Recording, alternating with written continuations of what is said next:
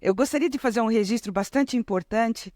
Nosso companheiro Luiz, dono da Intelitera, está aqui presente. E nós queremos agradecer você, viu, Luiz, pela força que você deu na semana 3 de outubro. Foi muito importante aqui para a nossa casa. A gente agradece muito o seu trabalho e deixa registrado que os livros que foram trazidos pelo Luiz e que estão à disposição aqui na nossa livraria, tá? Da Intelitera, ok? Obrigada. E agora eu vou passar a palavra para o nosso companheiro Jaime, que vai nos trazer o tema Deus em mim. Bom dia a todos e a todas. Essa casa aqui é uma casa muito querida para mim. Há alguns anos, mais ou menos em 2018, eu estava de mudança do Rio de Janeiro para cá, para São Paulo, e passei um tempo, antes de fazer a mudança completa, eu passei um tempo fora, nos Estados Unidos. E essa casa aqui foi a primeira casa, depois que eu voltei lá de Chicago, que eu entrei, né? Que eu visitei. Passei aqui na frente, e falei, tá aí uma casa que parece ser interessante, uma casa que vai realmente inspirar uma conexão. Quando você está se mudando, você precisa muito de afeto, de comunidade, de gente por perto. E desde então, né, eu já me mudei algumas outras vezes, e hoje eu moro em Moema, continuo morando aqui em São Paulo, mas eu tenho um carinho muito grande pela 3 de outubro. Oi? O Álvaro, não. Foi o Álvaro? Não, eu acho que eu vi mesmo. Ah, sim. Aí o Álvaro depois me trouxe aqui, verdade, até com o próprio Luiz. E eu retornei mais uma vez aqui. Mas tudo bem, gente. Então já somos conhecidos das antigas. Hoje a gente vai falar sobre Deus. Falar sobre Deus é sempre uma grande responsabilidade. Porque você imagina, a grandiosidade de Deus nos inspira uma possibilidade de diálogos, conversas, especulações, teorias, crenças e descrenças também. Mas é muito fácil para o filho falar do pai. É fácil quando perguntam sobre o nosso pai, em especial quando nós temos algum contato, alguma intimidade com ele, ou quando se falou muito dele para nós conseguirmos falar alguma coisa sobre o nosso pai. E é curioso que agora, quando eu estava ouvindo a prece e ouvindo a oração dominical, o Pai Nosso, e eu estava pensando o quanto essas palavras provavelmente foram as palavras que foram mais faladas ou pensadas ou sentidas por nós em direção à divindade, em direção a Deus. Provavelmente foram as palavras que nós mais falamos, pelo menos, talvez nem sempre sentidas, mas muitas vezes sim, e que nós nos conectamos com Deus. E tem uma parte ali no Pai Nosso, que é uma parte muito interessante, e o Pai Nosso, apesar de nós falarmos tanto, e algumas das rezas, inclusive em algumas denominações religiosas, são rezas que pedem para que nós repitamos algumas vezes o Pai Nosso, pelo poder que essa oração tem, mas também pelo caráter pedagógico de fazer com que nós, por repetir tanto, nos conectemos por fim com essa oração. Essa parte que fala, seja feita a tua vontade, aqui na terra como no céu. E é curioso que a gente fala muito sobre essa vontade de Deus, mas exatamente por não compreender e não se conectar com essa frase que está ali no Pai Nosso, é que a maioria das pessoas que se tornaram descrentes chegaram à incredulidade. Porque a nossa conexão com a divindade, com Deus, ainda é uma conexão muito infantil. Como crianças que falam ou se relacionam com o pai e acreditam que, por alguma razão, Deus existe. Primeiro ele já criou tudo, já criou o mundo, e ele já descansou, como se fala lá na Gênesis, né? No 7º dia. E agora ele tem uma única finalidade na vida, que é realizar o desejo dos seus filhos. E a gente nem precisa aprofundar a conversa pedagógica para entender que qualquer criança, qualquer filho que tenha sido criado com a realização completa dos seus desejos, no final não deu certo. Alguns chamam de mimados, outros vão chamar por pessoas disfuncionais. Alguns falam que o que os pais não ensinaram, a vida iria ensinar. A gente pode também encontrar um repertório de explicações para falar um pouco sobre o futuro daquelas pessoas que tiveram todos os seus desejos realizados pelos seus pais. Mas por alguma razão, quando nós definimos Deus e a sua relação conosco, nós acreditamos que essa relação era uma relação de doação, de bênção, e essas bênçãos e essas doações deveriam ser para realizar os nossos desejos e os nossos sonhos. Isso não tem nenhum problema. É bom quando a gente pede as coisas ao nosso pai, à nossa mãe, e é bom quando nós sonhamos também. Mas quantas vezes, quando nós éramos crianças, nós ouvimos aquela promessa que geralmente nós acreditamos quando somos criança, que é pedir alguma coisa à nossa mãe ou ao nosso pai, compra, pega aquilo ali para mim, e aí a sua mãe ou seu pai fala, na volta a gente compra. E essa volta nunca existia. A gente não acreditava, a gente acreditava naquilo ali, mas era uma forma articulada do pai e da mãe dizer, olha, eu não vou comprar isso para você, porque eu não posso, porque não é bom. É como uma criança pedindo um doce. É como uma criança pedindo para subir no lugar alto e ela não tem a mínima condição de se controlar, e se ela cair ali, ela vai se esparramar no chão, ela vai quebrar um braço. E aí ela quer de todo jeito fazer aquela atividade, ela quer subir naquele lugar. E porque você não deixa, ela chora. E mais velha, ela fica com raiva. Ela rompe com o pai. Ela fica dias sem falar com o pai, com a mãe. Eu estou usando essa linguagem aqui extremamente figurada para falar daqueles momentos. Aqueles momentos que muitas vezes só o nosso travesseiro conhece. Só o nosso lençol. Só o silêncio do nosso quarto.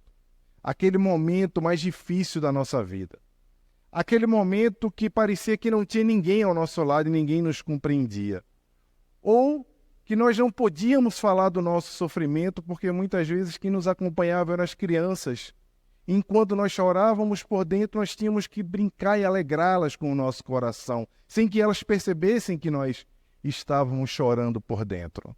E naquela solidão, no nosso travesseiro, nós pedíamos com muita força a Deus para que Ele solucionasse alguns dos nossos problemas. E algumas vezes o esquecimento nos vencia primeiro do que a própria realização dos nossos problemas. As alegrias passavam a nos visitar novamente e nós esquecíamos daquela desventura de não termos aquele problema solucionado. Para mais na frente ainda, no futuro muitas vezes nem tão distante, nós descobrirmos que a não realização daquele desejo foi uma bênção. Ou melhor, muitas vezes um livramento. Eu não sei se já aconteceu com vocês, mas já teve muita coisa que eu pedi a Deus e que depois eu parei e fiz, que bom que você não me deu, Pai. Que bom que isso não se realizou. Que bom que eu não fiz aquela viagem. Que bom que eu não aceitei aquele emprego. Que bom que eu não voltei para aquele relacionamento que parecia que era a felicidade da minha vida, mas que era a completa devastação emocional do meu coração, da minha mente, das minhas possibilidades afetivas. Que bom que o não foi a resposta, a não concretização dos meus desejos. Que bom que algumas coisas não duraram para que eu pudesse ser maior, ou para que meu coração pudesse durar um pouco mais do que ele duraria se eu tivesse aprisionado em algumas situações que eu escolhi para a minha vida, mas que eu fui liberto pelas obras chamadas do destino, pelas coincidências, como se chamam e que se acreditam por aí, pela obra da providência divina ou pela operação da graça de Deus. O problema é que nesses momentos que nós não temos os nossos desejos realizados, nós acreditamos que Deus não está presente na nossa vida. E ali naquele travesseiro solitário, aquelas lágrimas que escorreram na solidão, que parecia que você só estava sozinho ali, na verdade você não estava sozinho. Deus estava ali com você. Ele ouvia a sua prece. Ele sabia exatamente o que você precisava. Você provavelmente não sabia. Tem um livro chamado Por que as Coisas Ruins Acontecem às Pessoas Boas. É um livro de um rabino. Um livro, inclusive, um livro esgotado, um livro super difícil de achar. Mas é um livro que fala a história de um líder religioso que, apesar de ser uma pessoa extremamente devotada à sua conexão com o sagrado, à sua religiosidade, levou uma vida aventurosa, tem um filho com uma doença degenerativa, um filho que tinha um tempo para desencarnar ainda adolescente. Esse filho desencarnou aos 14 anos. E isso abalou a sua religiosidade. Ele não conseguia entender como uma criança pura, uma criança que já tinha nascido com aquela doença, e não só o sofrimento era daquela criança, mas era o sofrimento de todos que estavam ali envolvidos naquela constelação familiar ou naquela rede familiar. E aquilo abalou a sua religiosidade de ponto que ele não podia mais ser o pastor das suas ovelhas. Ele não podia mais ser o rabino de sua comunidade, porque ele não sentia mais força em falar da sua fé para a sua comunidade. Daí ele relata isso no livro e ele fala um pouco da aleatoriedade das coisas, como elas acontecem na vida, e que algumas coisas podem acontecer por acaso, que algumas coisas podem acontecer sem que nós tenhamos nenhum controle, e que nem todas as coisas Deus controla. E eu, lendo aquele livro, eu só pensava, que pena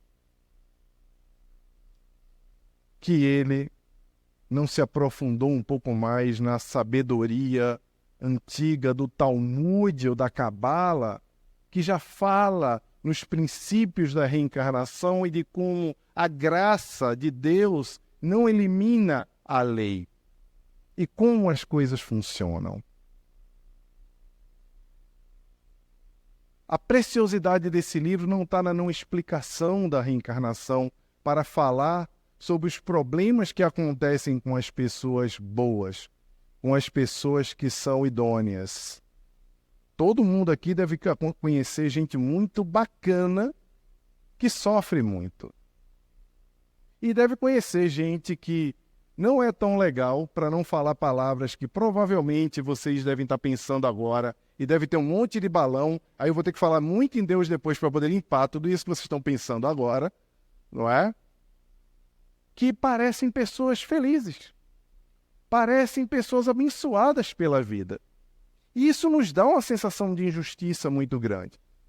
Isso toca o nosso coração de uma forma muito negativa, porque nós não encontramos respostas para tais situações. Isso acontece quando a gente não entende os mecanismos que o Espiritismo nos explica por meio das vidas sucessivas. De que isso aqui é um retrato, uma parte, que a nossa vida não é um filme, é uma série. E uma série infinita. E que nós provavelmente estamos vivendo o segundo, terceiro episódio, ainda tem muita coisa para acontecer. E é muito bom que nós nem lembremos do primeiro episódio, porque lá nós não fizemos coisas muito bacanas também.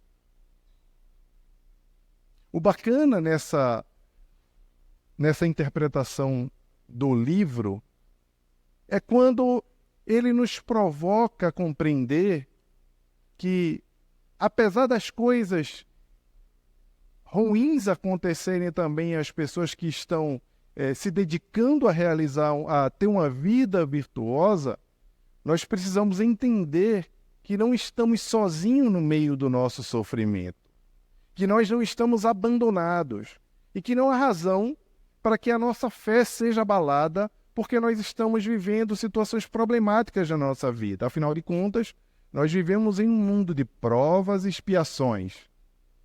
Se quiser aprofundar um pouco mais, provas, expiações e boletos. Provas, expiações, boletos e injustiças. E é preciso olhar as injustiças da vida também com sabedoria, interpretando que esse plano, sendo um plano de provas e expiações, é um plano que vai nos visitar o tempo todo com dores e com alegrias. André Luiz, no livro Libertação, na série A Vida no Mundo Espiritual, nos fala que nós somos entidades que vivemos entre uma tensão constante entre forças superiores e forças inferiores. Isso já é o suficiente para entendermos que quando estamos envolvidos ou quando estamos aqui vivendo a nossa vida, nós somos tensionados por essas forças e as alegrias, as tristezas, as tentações, os bons pensamentos e os maus pensamentos, todos são provocados por essa rede de tensão.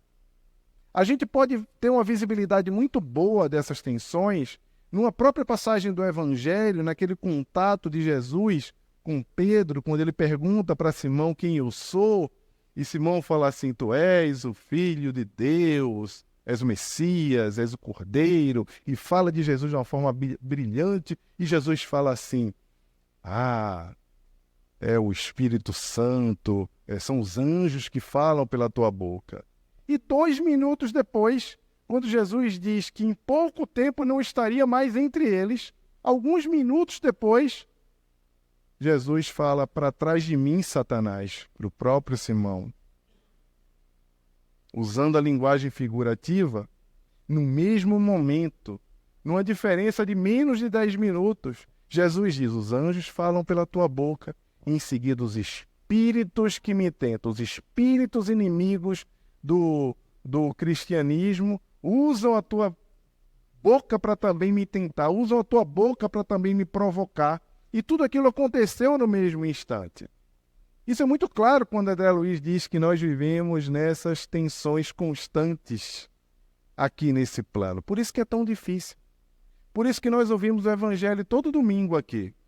Escutamos as palestras, estudamos, aprofundamos o nosso conhecimento sobre a doutrina sobre o cristianismo, mas na hora H, quando toma aquele tranca no trânsito, quando é visitado pela ingratidão, quando alguém te passa a perna no trabalho, quando alguém te trai, quando alguém grita com você, ou injusto com você, ou com alguém que você conhece, parece que todos os ensinamentos se apagam e você tem uma reação desproporcional ao que um espírita, um verdadeiro espírita teria.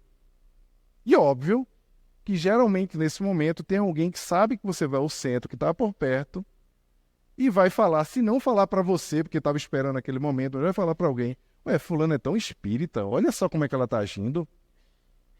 Vive com o evangelho debaixo do braço.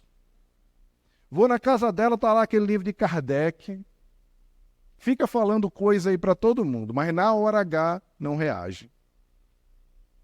E a gente se sente culpado. A gente acredita que não está evoluindo. A gente acredita que não está conectado. Não é verdade. Sejam gentis com a evolução espiritual de vocês. Herculano Pires, na introdução do Livro dos Espíritos, na sua tradução, que é a edição da LAC, ele fala que a evolução espiritual acontece em espiral e não numa linha reta.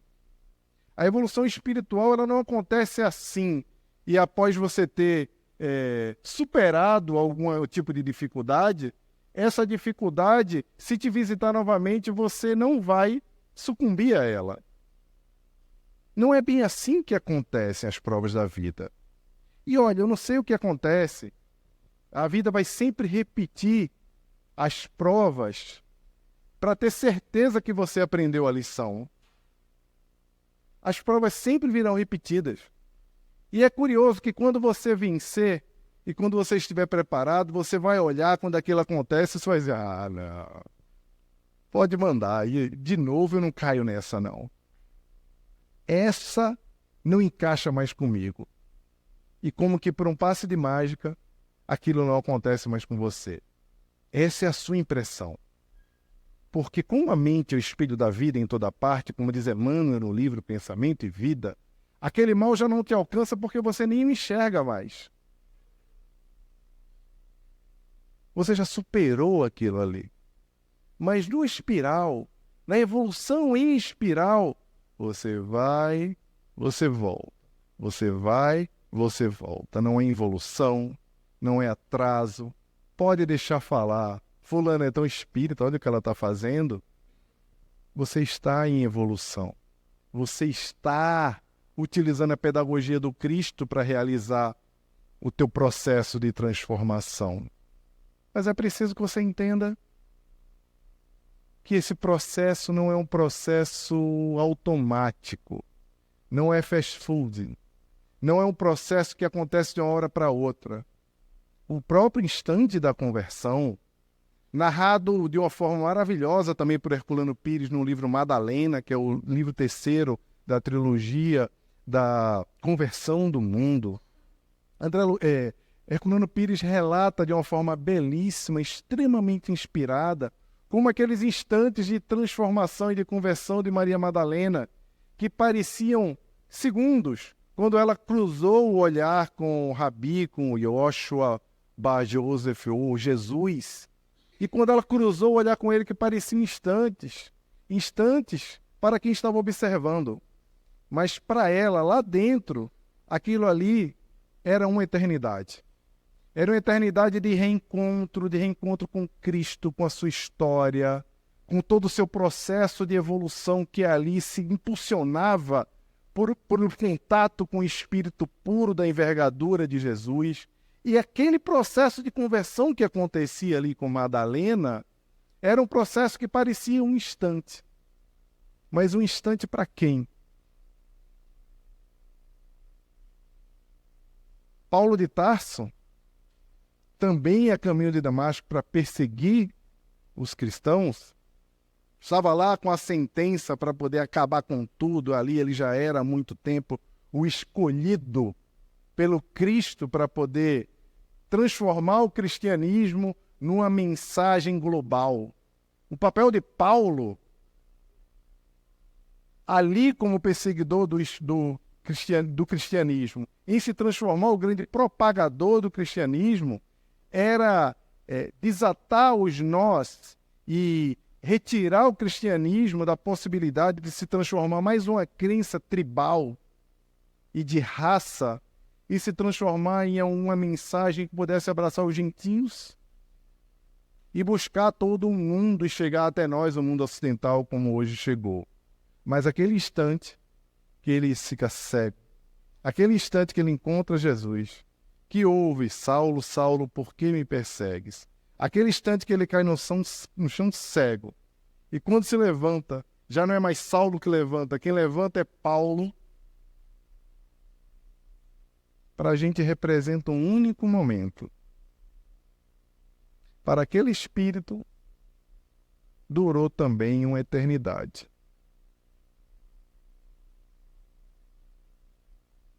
Essa conexão com Deus, provocada por Jesus, o seu Filho, o seu enviado, o seu Messias, que veio para nos ensinar uma conexão com Deus um pouco diferente da conexão que aquele mundo ali entendia na ocasião, porque para os romanos que seguiam o politeísmo e tinham deuses muito complexos, deuses que tinham virtudes, mas que também tinham problemas gravíssimos, que tinham sequelas morais. Quando você estuda a história de Zeus, não tem como você não rir as coisas que Zeus fazia. Quando você olha como eles brigavam entre eles pelo poder, o que Zeus fazia para seduzir as mulheres eram coisas hoje que eram abomináveis. Ele se transformava em outras coisas para poder conquistar aquelas humanas e deusas e quem mais que ele era um grande sedutor, que era Zeus, e Zeus era o deus dos deuses. E tantos outros que você vai estudar, você vê que tinha um problema seríssimo ali, e aquelas divindades já não respondiam mais a uma demanda que existia de uma sociedade cosmopolita que precisava de respostas espirituais para coisas complexas que já vinham sentindo na alma, não tão complexas como o mundo que nós vivemos hoje, que tem uma epidemia de suicídio infanto-juvenil, que tem uma degradação da saúde mental que assola agora a sociedade, mas uma sociedade que já existia, uma complexidade muito grande que precisava de novas respostas que Jesus trouxe. E trouxe de uma forma muito simples, nos apresentando Deus como Pai. Quem é Deus? É o Pai. É o Pai nosso que está nos céus. Essa intimidade que ele falava com Deus. E é uma intimidade que não é exclusiva dele.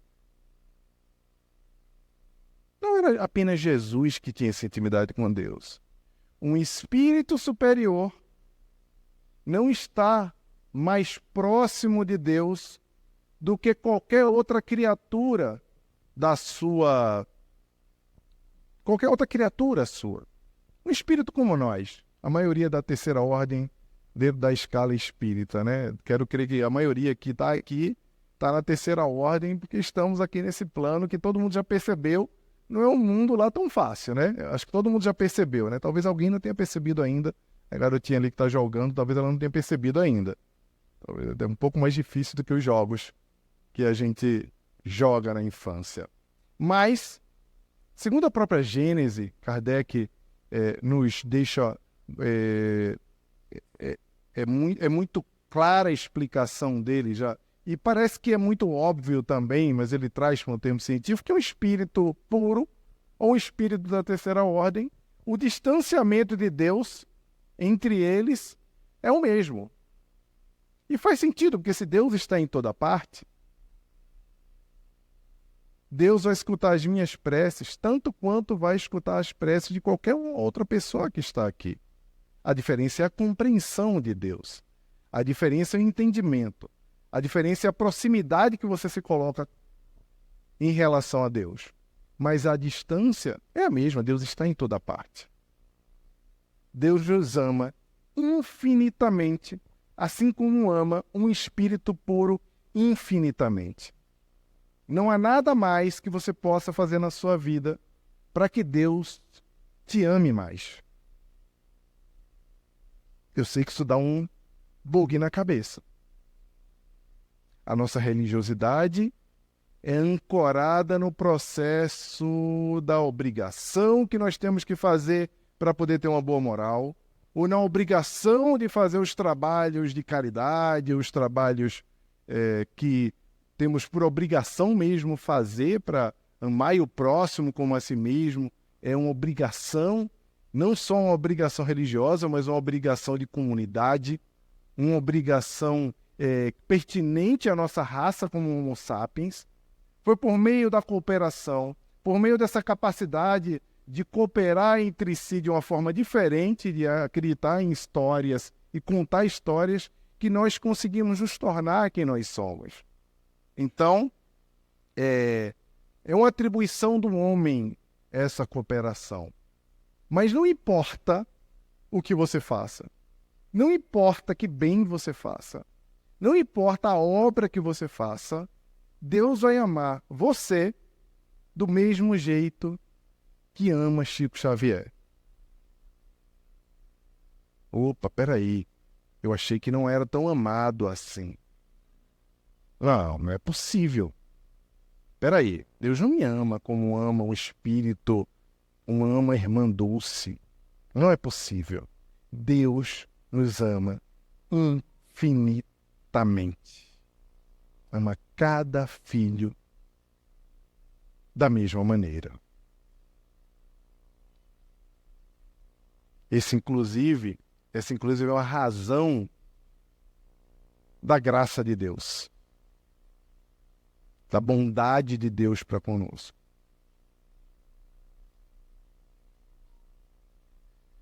A graça, porque a gente geralmente pensa no mundo e na providência divina sempre na perspectiva da justiça, que Deus é justo. Essa, inclusive, é uma das discussões que o Rabino fala sobre justiça. Não é justo que uma criança esteja doente.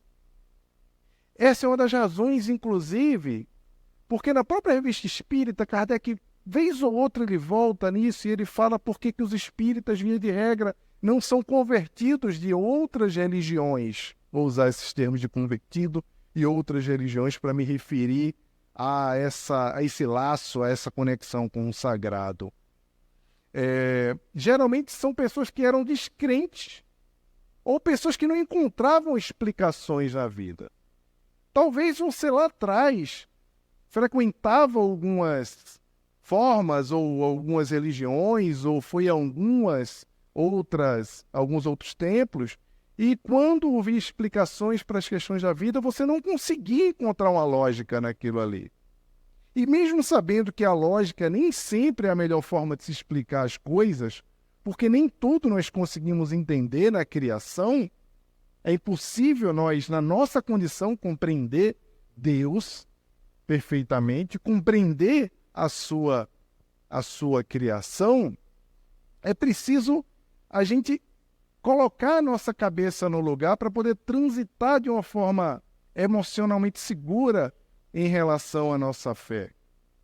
Porque a nossa fé nunca vai estar relacionada à nossa compreensão de como as coisas podem acontecer. Porque a justiça, essa justiça que nós olhamos observando o mundo como um retrato, ou observando a série da nossa vida como por meio de um episódio só, é muito complexa para se entender que a nossa vida não é bem só o que nós conseguimos enxergar. Daí, quando nós pensamos no Deus ou na providência divina só como justiça, nós também corremos no erro. Outro dia eu estava conversando com o Haroldo Dutra Dias e a gente estava falando sobre essa questão de que Deus trabalha o tempo inteiro e de que Ele continua trabalhando e que nesse trabalho o tempo inteiro Ele vai deliberando o tempo inteiro. E deliberando o tempo inteiro, e nessa deliberação, em resumo, a gente estava falando da graça, que nada mais é do que o que é dado ao outro de uma forma imerecida. É a misericórdia de Deus, que está em Lucas 6, que nos diz que Deus é misericórdia. A justiça é dar ao outro aquilo que é do outro, é o que merece. A misericórdia, a graça ou a generosidade é dar ao outro aquilo que o outro não necessariamente merece. Ambas são duas virtudes morais. Ambas são virtudes morais. Generosidade e justiça. Mas não necessariamente são eliminatórias quando a gente está falando de Deus. Nós aprendemos que Deus é a inteligência suprema do universo e causa primária de todas as coisas. Essa é a primeira pergunta do Livro dos Espíritos, a primeira questão. Tem alguém aqui que está a primeira vez numa casa espírita? Não? Então, provavelmente todo mundo já ouviu que a primeira questão do Livro dos Espíritos é que é Deus. Inteligência suprema do universo, causa primária de todas as coisas. Uma resposta bonita, elegante. Uma resposta que você até guarda, decora, que o dia que tiver uma conversa sobre Deus interreligiosa, com aquele pinguinho de vaidade que está no teu espiral, tu vai soltar. Inteligência suprema do universo. Causa primária de todas as coisas. O que é isso? Esse é Deus. Deus aí vai começar a falar de Deus com essa sofisticação. No capítulo 1 da Gênese, quinto livro da codificação kardeciana, Kardec dedica a aprofundar um pouco mais o conceito de Deus, falando dos atributos da divindade, falando que Deus é onipresente, é eterno, é onisciente, é imutável e fala desses atributos para poder nos falar um pouco sobre Deus. E todos esses atributos, e a resposta da questão número 1 do Livro dos Espíritos, nos fala muito, inclusive, sobre o que Deus não é.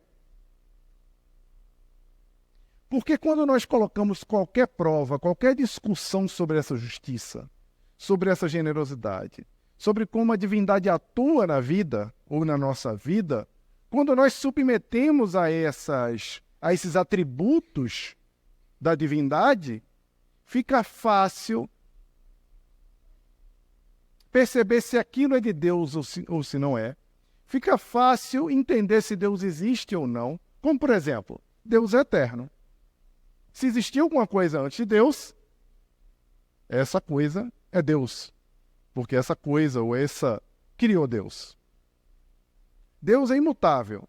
Porque se ele fosse mutável e as coisas mudassem de acordo com a vontade, a sua obra seria uma grande desorganização.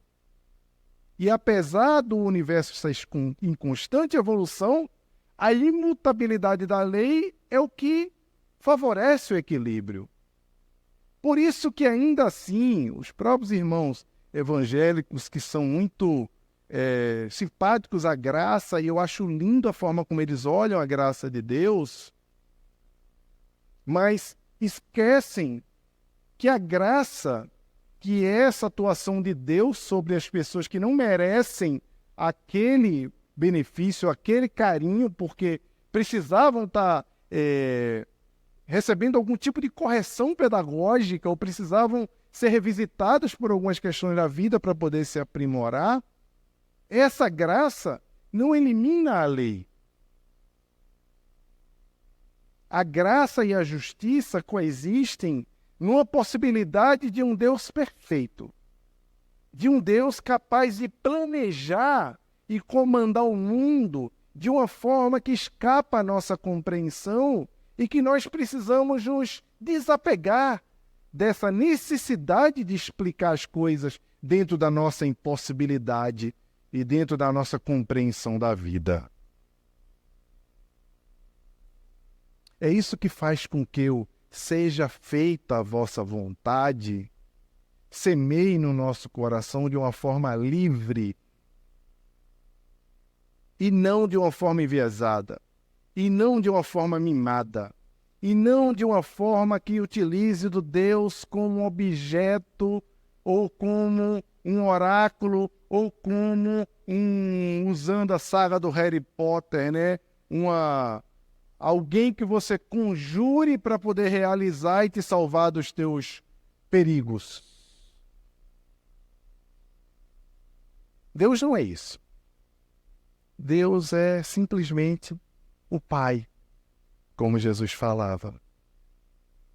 O livro mais antigo das escrituras bíblicas é o livro de Jó.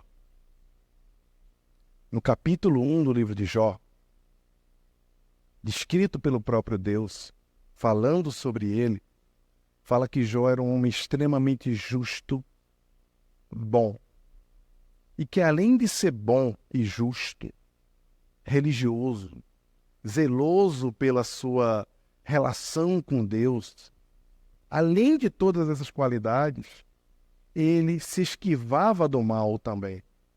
Além de fazer o bem, ele conseguia, com essa habilidade, se esquivar do mal. Porque, olha, eu espero que vocês tenham percebido que às vezes a gente está querendo fazer o certo, mas parece que o mal nos persegue também. Lembra da tensão de André Luiz? Vivemos sobre a tensão do bem e do mal.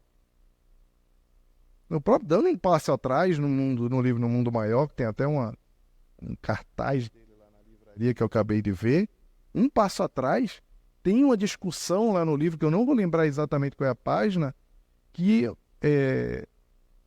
existe uma conversa que se fala por que as pessoas que estão tão empenhadas no seu processo de transformação moral sofrem tanto. E é um pouco da discussão que é trazida no livro de Jó, porque Jó, apesar de tudo isso, estava vendo uma grande assembleia lá, nessa no céu, digamos, segundo o livro de Jó, os anjos estavam lá, inclusive o Satanás, que era também um anjo lá, segundo o conto, a mitologia que é contada ali nessa história. E ele fala para Deus que a humanidade não é boa. E Deus fala, observa Jó. E ele fala, claro, Jó é rico, Jó tem bons filhos, Jó não tem problema, Jó não tem doença. Tá tudo bem para Jó, Jó tem que te amar mesmo. Jó é muito rico, Jó era o homem mais rico da sua época. E ser rico naquela época era igual ser rico em São Paulo, é rico mesmo. Muito rico. Ele tinha muita coisa.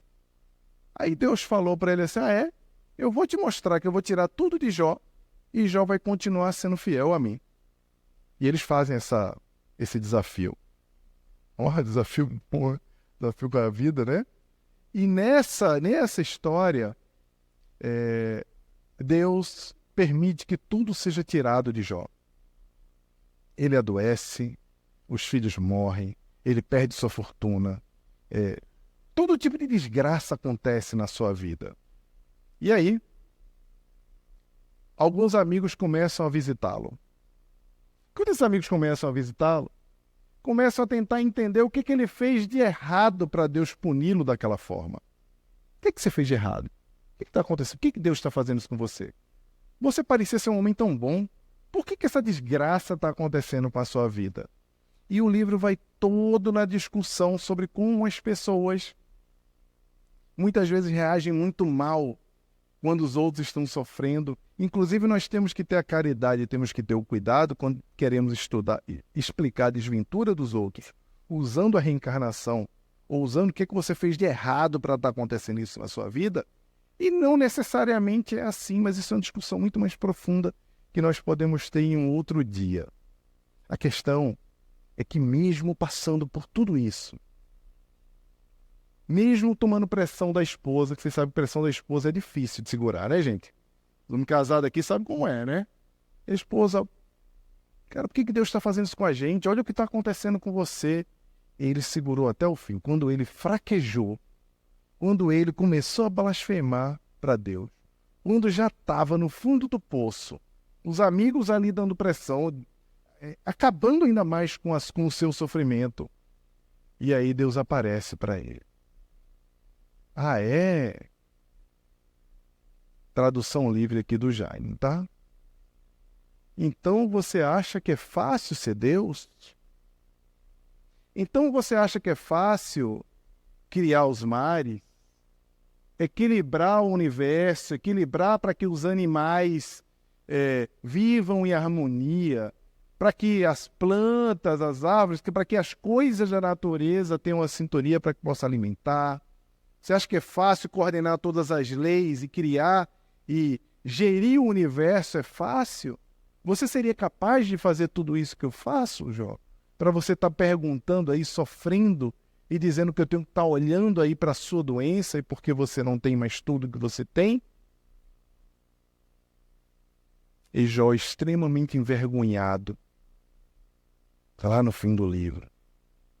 Ele pede desculpas, ele entende da grandiosidade do que Deus faz e do que Deus opera. E fala, antes eu te conhecia por ouvir o teu nome, mas agora que eu te vejo, eu te entendo. Talvez nós ouvimos tanto falar em Deus, nós ouvimos tanto falar o Pai Nosso que está nos céus. Nós ouvimos tanto falar no Pai de Jesus. Nós ouvimos tanto falar na inteligência suprema do universo, causa primária de todas as coisas, onipotente, onipresente.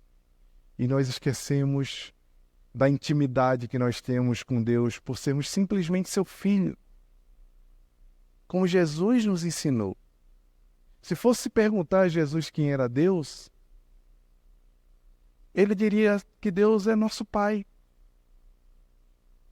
Os profetas das Escrituras Sagradas, os espíritos superiores, que ditaram tantas e tantas obras, inclusive os poetas da espiritualidade, que tanto transmitiram mensagens sobre a divindade, em especial pela obra de Francisco Cândido Xavier, que foi psicografada por ele, dos profetas aos profetas da espiritualidade. Ninguém nunca se referiu a Deus como a inteligência suprema do universo. O onipresente, onisciente. Eu não digo que Deus não é a inteligência suprema do universo, que está lá na primeira questão do Livro dos Espíritos. Eu não digo que esses atributos não são atributos reais, eles são sim. Mas o segredo revelado pelo Espiritismo, o verdadeiro segredo revelado pelo Espiritismo, não é que Deus é a inteligência suprema do universo, causa primária de todas as coisas. É que Deus é amor. É que Deus é misericórdia. É que Deus é nosso Pai.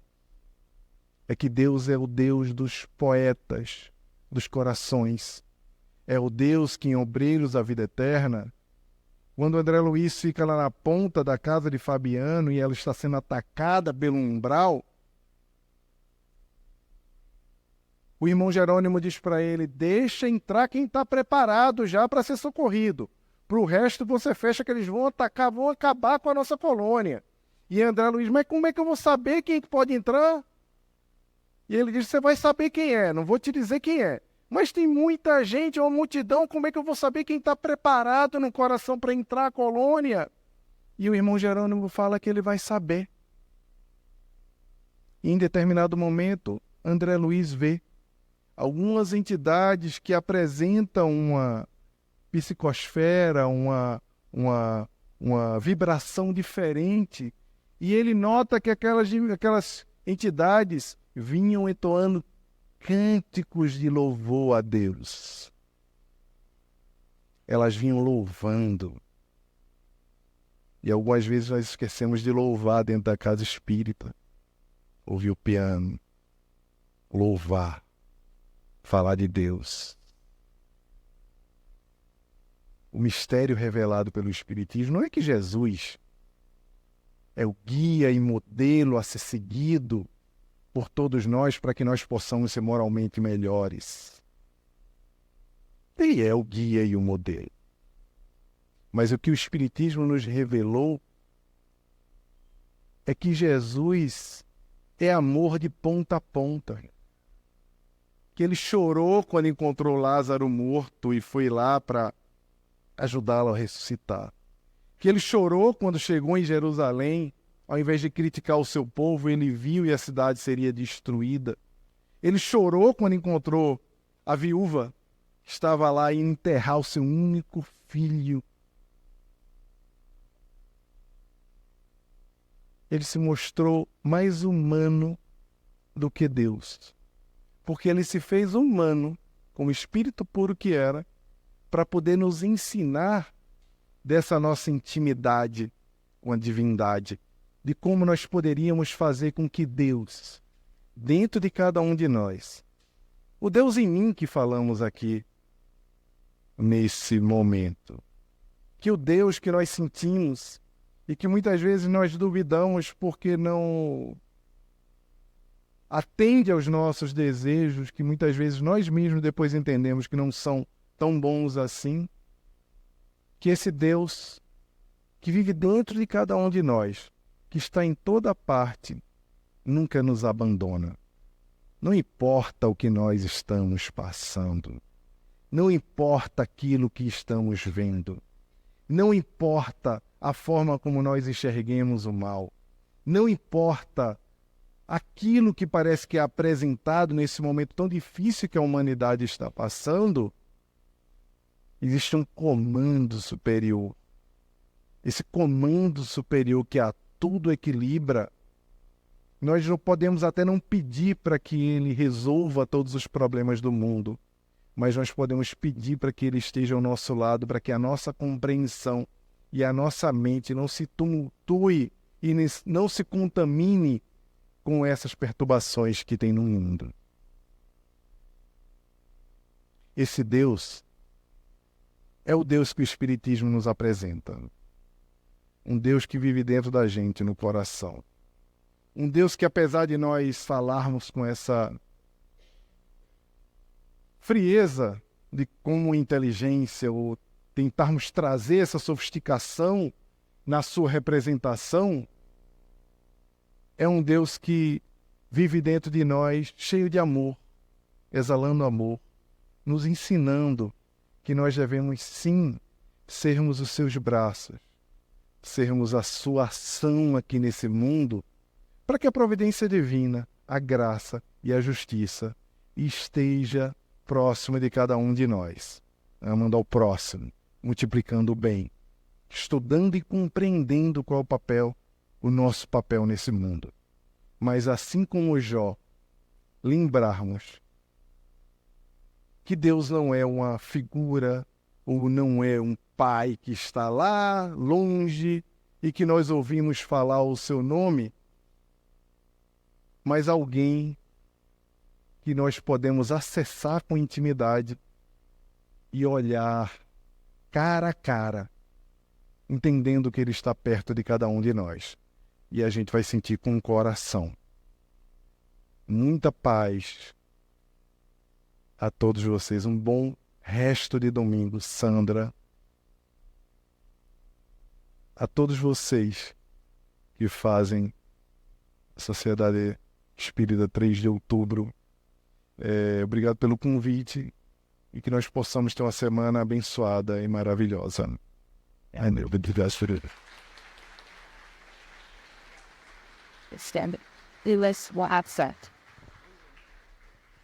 Alguém gostaria de fazer uma pergunta para o Jaime?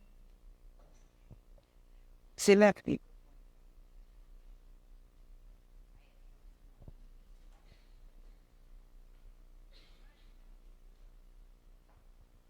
Bom, primeiramente, parabéns ao Jaime pela palestra. Muito elucidativa, muito bacana, gostei muito.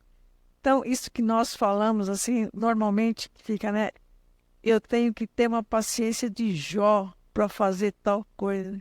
Então, eu queria que você me, assim, desse a paciência, né? Falasse do que você conhece sobre Jó, a paciência dele, né? Teve.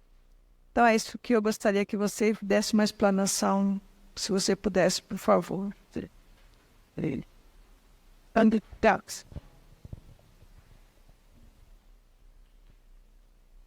É muito bem lembrado esse ditado da paciência de Jó, né? Quando você lê o livro de Jó, e você vai ver que é um livro muito longo, é um livro poético, por sinal, porque naquela época as coisas eram escritas assim, ou como músicas, que são os salmos, ou como poesias, e mostra todo o processo que aconteceu com a vida dele, não só das desventuras, né, que morrem os filhos, depois ele fica muito doente, com a pele toda, ele fica muito, muito enfermo. Ele perde tudo que ele tinha, o homem mais rico do mundo perde tudo que ele tinha.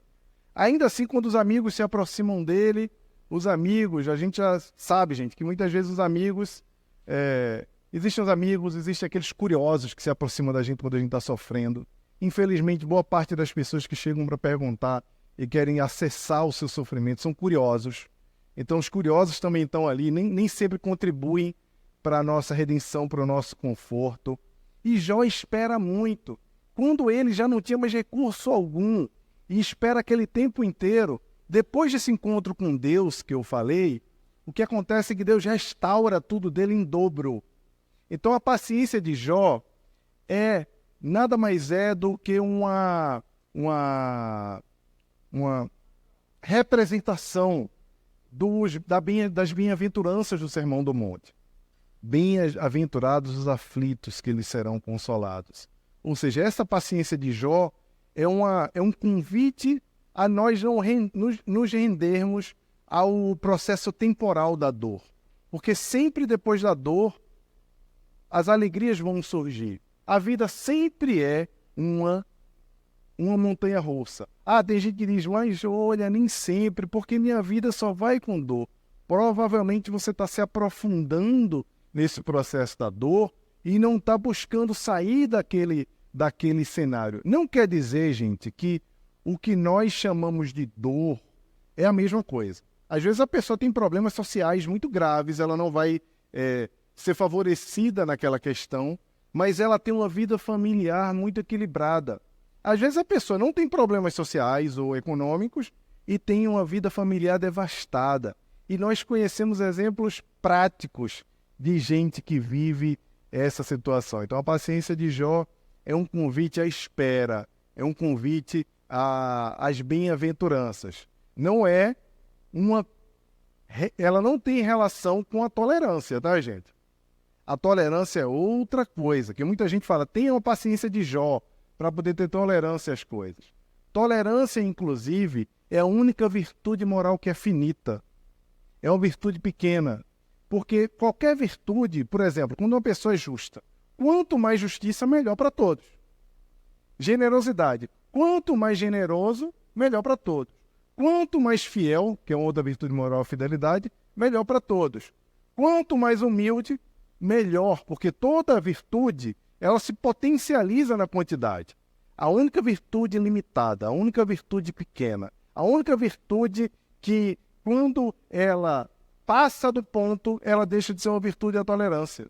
Porque a tolerância, o próprio nome, a tolerância, já pressupõe que ela deve ser uma virtude finita. Porque quando você é tolerante em excesso, quando você não tem tolerância, mas quando a pessoa abusa da tolerância, quer dizer que você não está colocando limite na sua vida. E quem não coloca limite na tolerância, acaba que se torna uma pessoa objeto da maldade dos outros. Então, a tolerância precisa impor limites para poder ser uma virtude moral. Por isso que ela é chamada pelos pensadores de uma virtude pequena, uma virtude limitada. Então, o convite à paciência de Jó não é um convite à tolerância, porque Jó foi muito paciente. E se a gente estivesse falando em tolerância, ele teria extrapolado essa questão. Muito bem explicado. Até colocando um pouco mais, fé, né? Fé, uma questão de fé. Fé e muita paciência. Porque você citou muito bem o sermão da montanha, que está tudo ali. Nós precisamos ter muita fé, e acreditar que nosso dia vai chegar. Não é isso? Muito obrigada, foi maravilhoso seu trabalho, um trabalho lindíssimo, muito bem feito, com muita propriedade e muito conhecimento, né? Nós agradecemos muito ao Jaime, esse domingo de sabedoria, de estudo que nós recebemos. Muito obrigada, tá?